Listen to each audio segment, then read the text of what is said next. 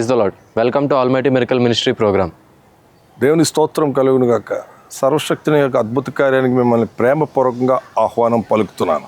Today I would like to share a few words on 2 Timothy 3:5.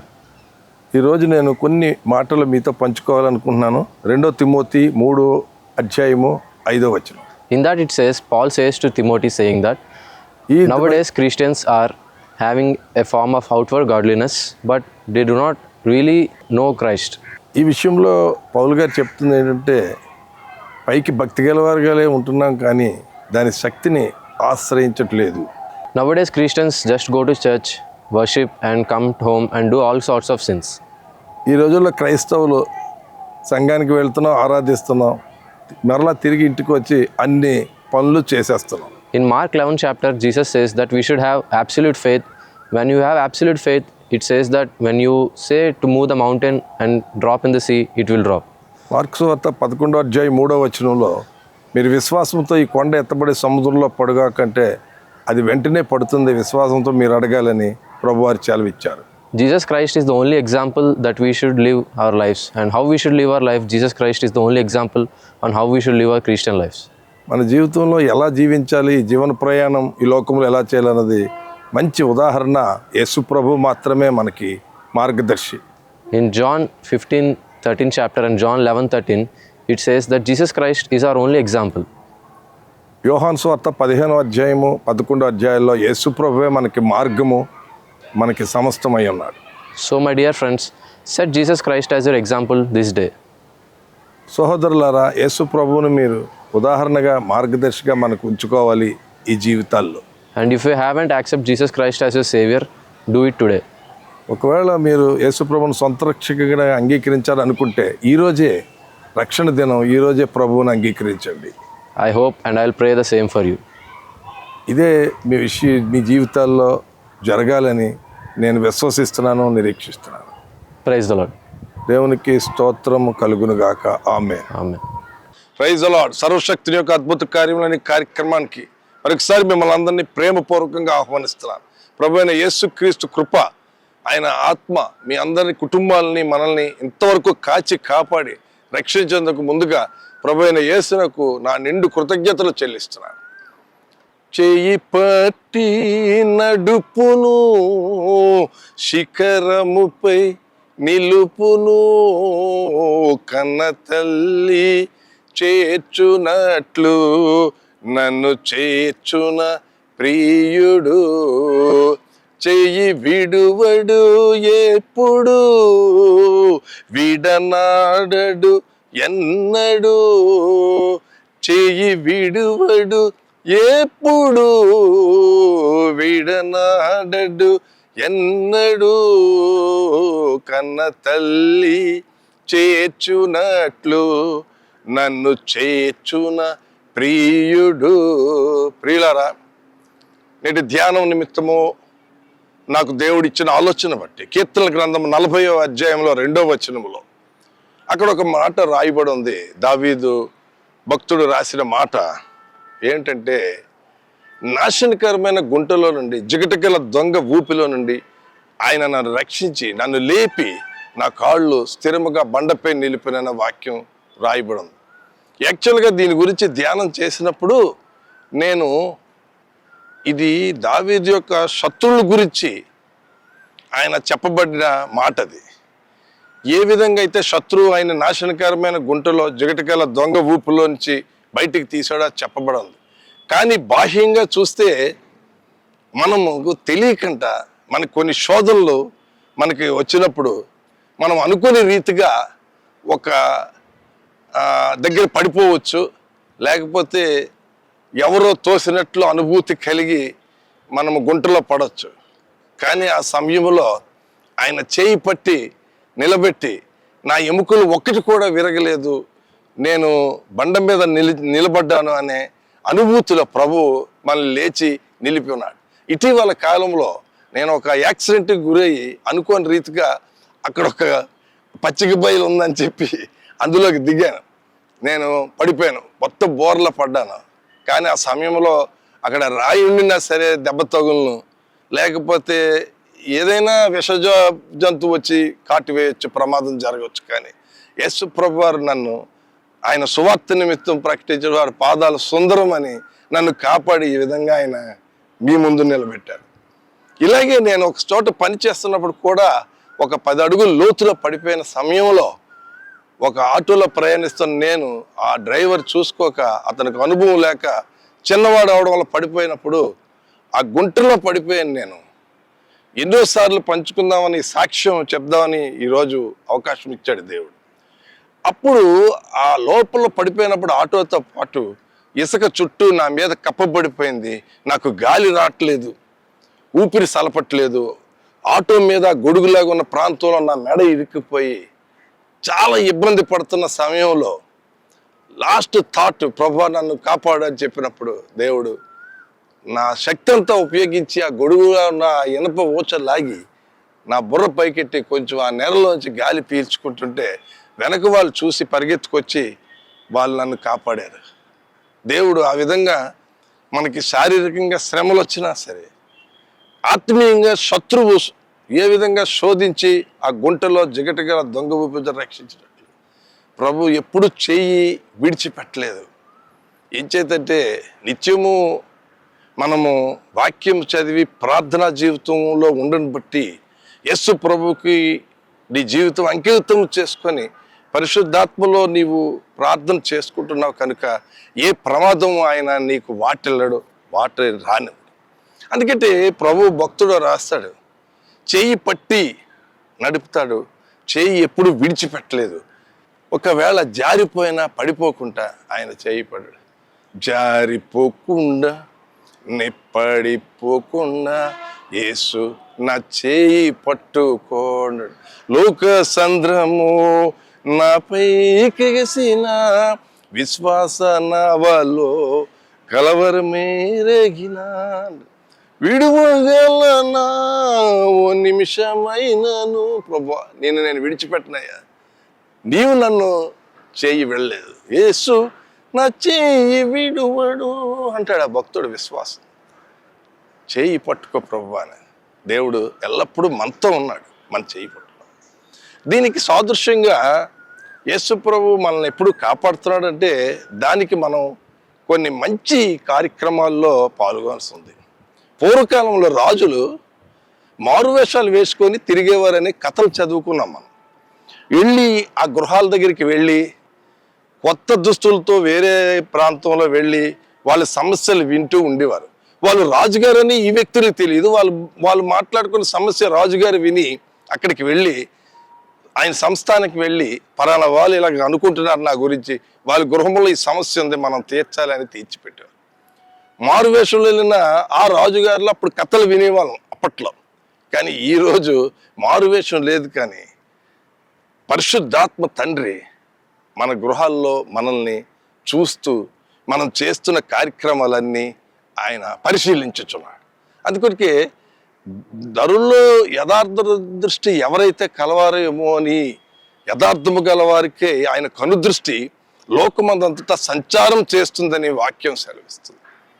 కనుక మనము చాలా జాగ్రత్తగా ఈ లోకంలో మనం జీవించవలసి ఉన్న ఈ వారమై ఉన్నాం. నీతిమంతుడు విశ్వాస మూలంగా జీవిస్తాడని వాక్యం ఉంది. ఆ విశ్వాసము మనలో ఉండాలి. విశ్వాసం కర్త కొనసాగించబడమైన యేసు వైపు చూస్తూ మనం ముందుకి సాగిపోవాలంట. ఆ విశ్వాసం ఎలా వస్తుందంటే వినుటి వలన విశ్వాసం వస్తుంది. విశ్వాసము దేవుని వాక్యం ద్వారా కలుగుతుంది. విశ్వాసము లేకుండా దేవుడికి ఇష్టడైనట్టు అసాధ్యం. నీ విశ్వాసమే నీకు సమస్త కార్యక్రమాలు చేయగలదు. నువ్వు ఒక బ్లెస్సింగ్ రావాలన్నా, లేకపోతే నీ జీవితంలో సమస్యలు విడుదల అవ్వాలన్నా నీ విశ్వాసం అనేది దేవుడిలో ఉండే విశ్వాసము ముఖ్యం.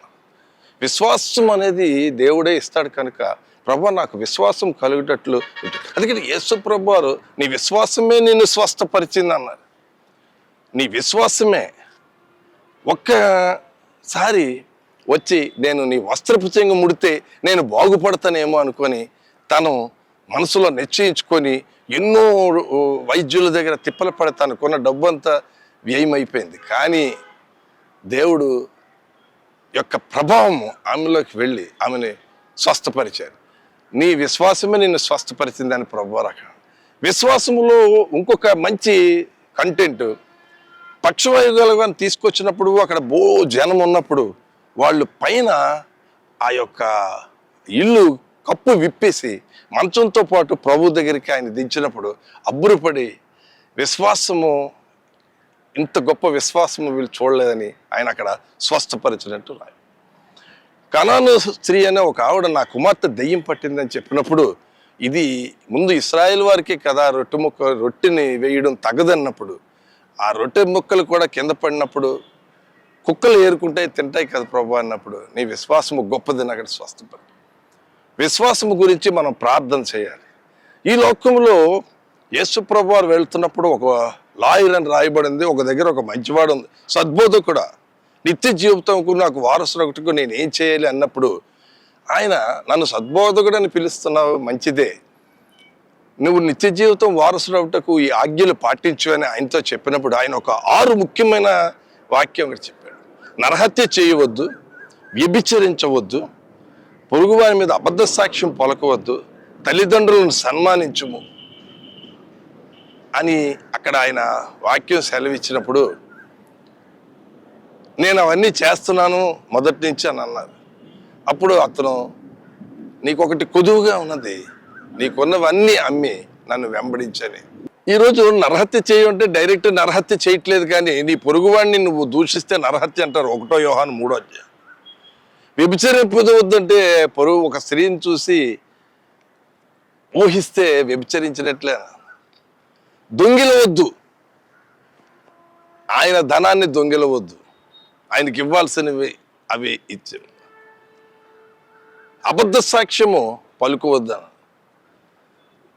నీ తల్లిదండ్రుల్ని సన్మానించు అన్నాడు. ఎంతమంది ఈరోజు తల్లిదండ్రుల్ని సన్మానిస్తారు? పొరుగు వారి మీద అబద్ధ సాక్ష్యం పలకట్లేదా? నరహత్య చేయట్లేదా? దొంగిలించట్లేదా? అబద్ధ సాక్ష్యం చెప్పట్లేదా? తల్లిదండ్రుల్ని బాగా చూస్తున్నామా? ఇవి క్వశ్చన్ వేసుకుంటే నువ్వు నిత్య జీవితం వారసుడు అవడానికి చాలా సింపుల్.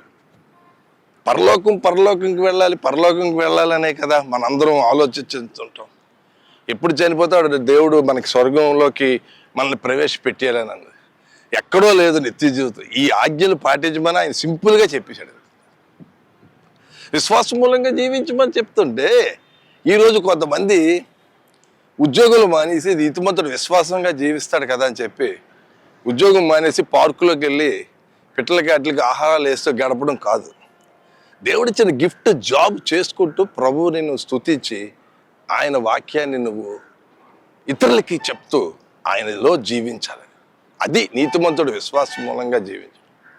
అంతేగాని విశ్వాస మూలం జీవించమన్నాడు కానీ చెప్పేసేసి ఏ పని ఇది పాటు చేయకుండా ఉండడానికి అక్కడ అవకాశం ఇవ్వలేదు. దేవుని యొక్క శక్తిని ఆలోచిస్తున్నాం మనం. దేవుడు మనతో ఉన్నాడు, ఉండాలి అనుకున్న నీవు ఇవన్నీ నువ్వు చేయకుండా దేవుని శక్తి నాతో ఉంటుంది, దేవుడు నన్ను కాపాడుతాడంటే అది అవ్వదు. ఒక్కోసారి యాక్సిడెంట్లుగా సాతాను శోధించినా, నీ మీదకి పడబుద్రోయి నిన్ను ఎక్కడ పడద్రోయాలని ప్రయత్నించినా ఆయన హస్తం నిన్ను తాకుతుంది. నీ చుట్టూ కంచిగా ఉంటారు, నీ చుట్టూ కోటగా ఉంటారు. ఆయన ఇశ్రాయేలు ప్రజల్ని కాపాడినప్పుడు అక్కడ పగలు మేఘస్తంభము, రాత్రి అగ్నిస్తంభంగా కాపాడలేదా ప్రజల్ని?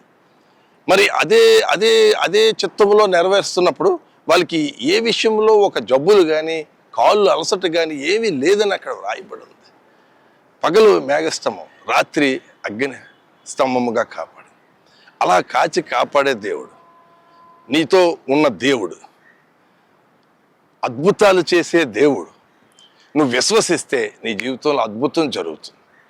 అవిశ్వాసము చేత విజ్జోడుగా ఉండకండి అంటాడు. అవిశ్వాసులతో మాట్లాడి జోడుగా ఉండొద్దు అంటున్నాడు.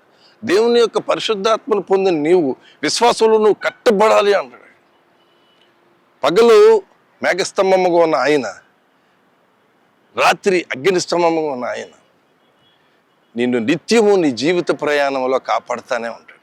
జీవిత ప్రయాణములో మేఘస్తంభమై వచ్చువాడా, నీ వాక్యాహారముతో నిరతముగాచువాడా, నన్ను పాలించు యేసు నిన్ను ఎవరని ఎరిగి తినే, సత్యవంతుడా సదమేళ్లను చేయువాడా, పరులు దూషించున్నప్పుడు నీలో ఉత్సాహపరచువాడా, వాటిని భరింపబలమిచ్చి దరి నన్ను చేర్చువాడా అంటాడు. అంత గొప్ప శక్తిమంతుడు ఆయన. నీకు అప్పు బాధ ఉండొచ్చు, కష్టం ఉండొచ్చు, లేకపోతే అస్వస్థ వ్యాధి బలహీనత నువ్వు ఉండొచ్చు. నువ్వు ప్రార్థన చేయడం మానొద్దు, విసుగక నిత్యము ప్రార్థన చేయమంటాడు ఆయన. ఏదో ఒక రోజు నీ ప్రార్థన వినబడే దేవుని యందు నువ్వు ఆనందిస్తావు. అది కూడా చేసే ప్రార్థన విశ్వాసంతో కలిగి ఉండాలి. ప్రభు దగ్గరికి వచ్చినప్పుడు ప్రభు ఉన్నాడని, ఆయన వెతుకువారికి తగిన ఫలము దయచేస్తాడని నమ్మగలను కదా. మరియు నీవు అవన్నీ దొరికినవని నమ్మిన ఎడల నీకు అద్భుతం జరుగుతుంది అంటాడు ఆయన జీవితం. అంతేగాని విశ్వాసము లేకుండా ఆయనకి ఇష్టడుగా ఉండలేము.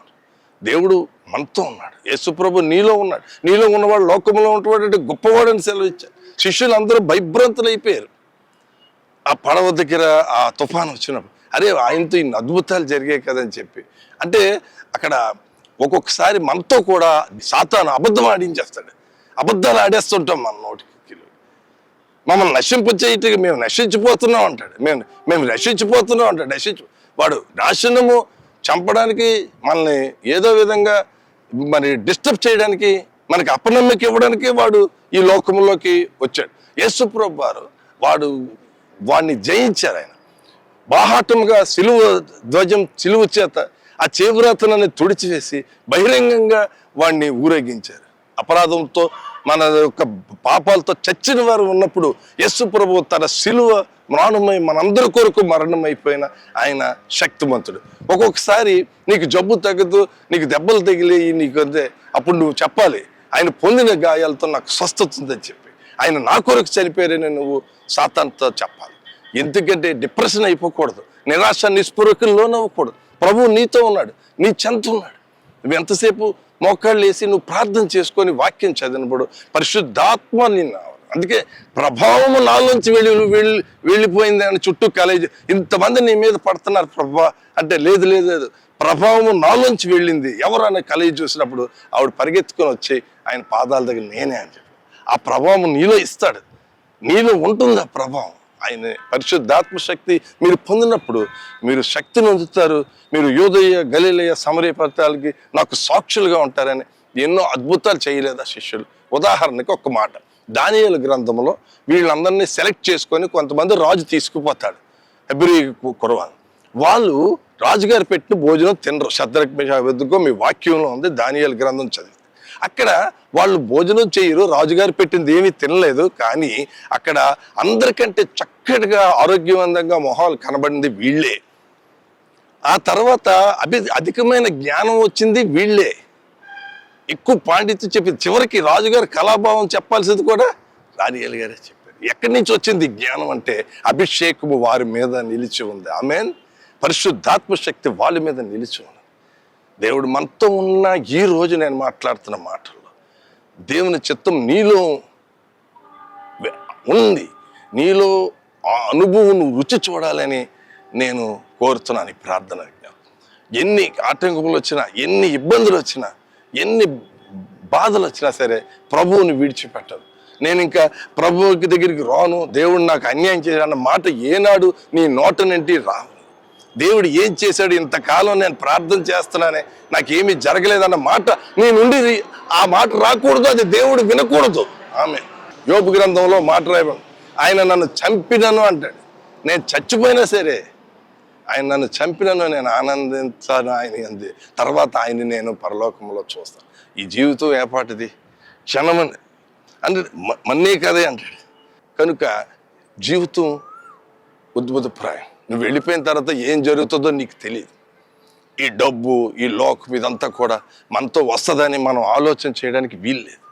చాలామంది నేను ఈ నెల కాలంలో చూచాను, సడన్గా వెళ్ళిపోయారు. సడన్గా దేవుడు వాళ్ళు ఎన్నో ఆశలు పెట్టుకోవడం, ఎన్నో ఆలోచిస్తావు, ఏదో చేస్తావు, కానీ దేవుని యొక్క చిత్తాన్ని జరిగించేవాడు నిరంతరము నిలుస్తాడు. అందుకే అప్పుడు అందులో కూడా మీకు చుట్టూ ఇరుకు కోడల్లాగా మన సమస్యలు పట్టేసి ఉంటాయి. ఇంట్లో సమస్య, ఇంట్లో బాధ కష్టం ఉంటుంది, ఇంట్లో మద్యపానం చేసిన వాళ్ళు ఉండొచ్చు, లేకపోతే చెడు అలవాట్లకు బానిసన అయిపోయి ఉండొచ్చు, మారు మనసు లేక ఇంకా తిరుగుతూ ఉండొచ్చు, పశ్చాత్తాపలే హృదయాలు ఉండొచ్చు. ఇవన్నీ చూస్తున్నప్పుడు ఏంటి ఈ గోడలన్నీ ఇలాగే పెరిగిపోతున్నాయి, రోగిలాగా మంచాన్ని పట్టి మద్యపానాసక్తులు అయిపోయి ఉండిపోయారు ఏంటి అని ఒకవేళ నీలో బాధ కలగొచ్చు. అలాంటి ఎరుకో గోడల కూల్స్తాడు ఆయన. స్తుతుల మధ్య నివాసం చేసే ప్రభు ఆయన. ఇశ్రాయేలు కాపరి ఆయన. ఇశ్రాయేలు కాపరి, కునుకుడు నిద్రపోడు, ఎల్లప్పుడూ నీతో ఆయన కాపుదలగా కాచి ఉంటాడు ప్రభు ఆయన. ఇలాంటి గోడలు కలిపిన కుటుంబాలు ఉన్నాయి. ఇంట్లో ఇంకా గొప్ప కూల్చేస్తాడు ఆయన. ఆమేన్.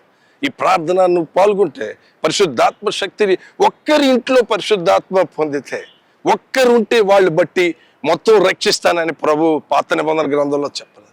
చివరికి బేరం వాడతాడు, ఒక్కరైనా రక్షిస్తానంటారు. ఈ యొక్క విషయాలు మనం మాట్లాడుకున్న సమయాల్లో దేవుని యొక్క శక్తి దానియేలు మీద ఏ విధంగా అక్కడ ప్రవహించారో, దావీదు చిన్నవాడి కానీ ఈ రోజు నిన్ను హతం చేస్తానని గొలియాతుతో ఎదుర్కొన్నప్పుడు ఆ శక్తి, ఆ ప్రభావం, ఆయన యొక్క అభిషేకము, యోసేపుకి సంభవించినటువంటి శోధనలు, అతని జీవితంలో ఏ విధంగా అన్నదమ్ములు మోసం చేసి తోసేసిన ఒక ఏరియాకి గవర్నర్గా మారి చివరికి వాళ్లే ఈయన దగ్గరికి వచ్చి ప్రాధేయపడి అడుక్కున్నట్టు చూచాం మనం.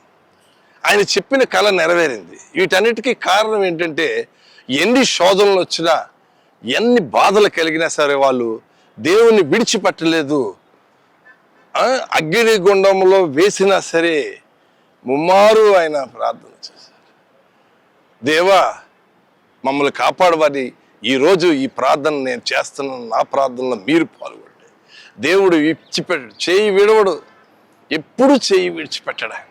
ఒక్కసారి చేయి అందిస్తే, నువ్వు ఆయనతో ఉంటే, నీ జీవితం మారితే, నేను చెప్పిన మాటలను విని నువ్వు దేవునిలోకి వస్తే, మారు మనస్సు పొందితే తగిన ఫలాలు దేవుడు నీకు అనుగ్రహిస్తాడు. ఆత్మ సిద్ధమే కానీ శరీరం బలహీనం అంటారు.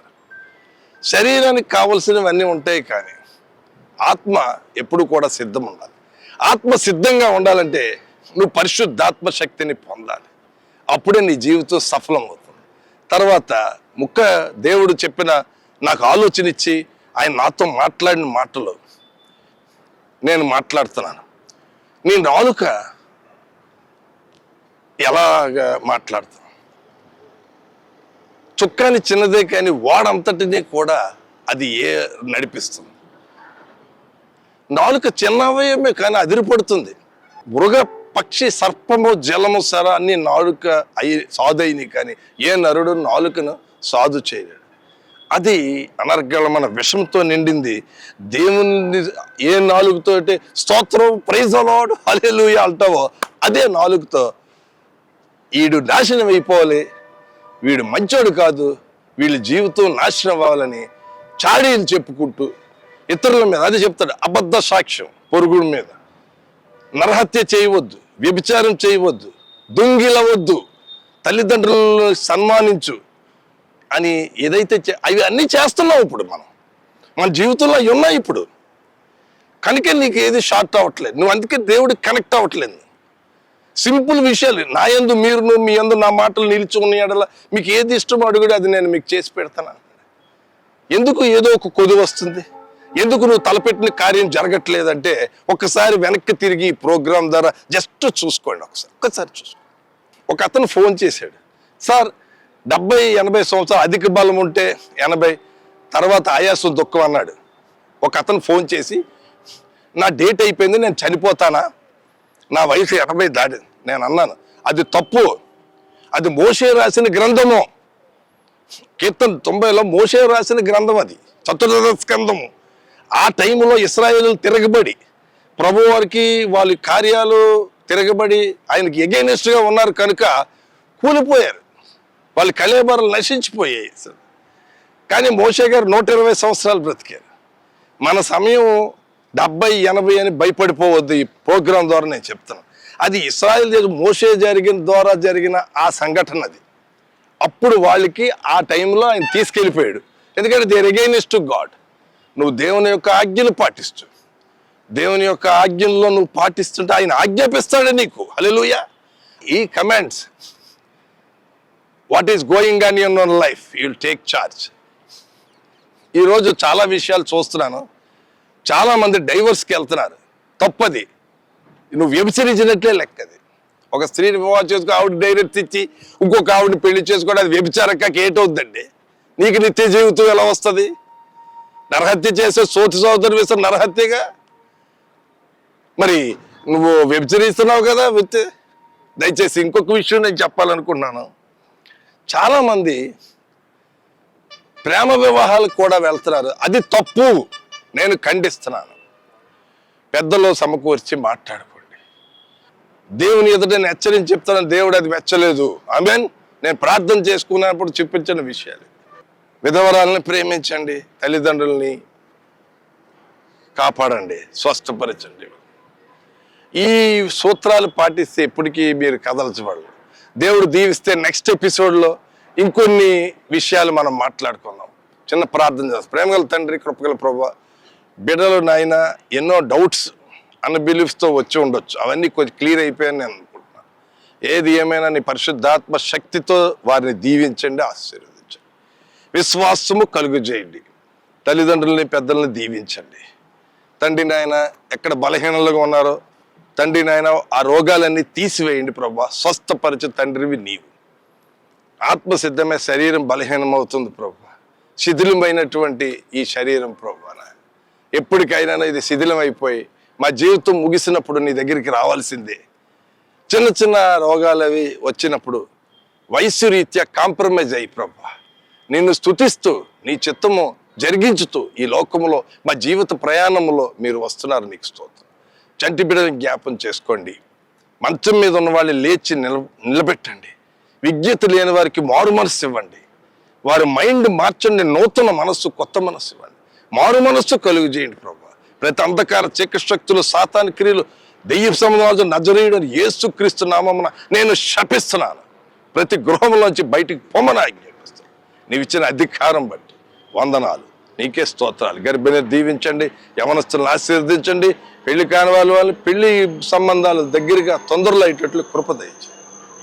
నీకే మహిమ, ఘనత, ప్రభావం యేసు నామమున అడుగుచున్నాం పరమ తండ్రి. ఆమేన్, ఆమేన్, ఆమేన్. Praise the lord.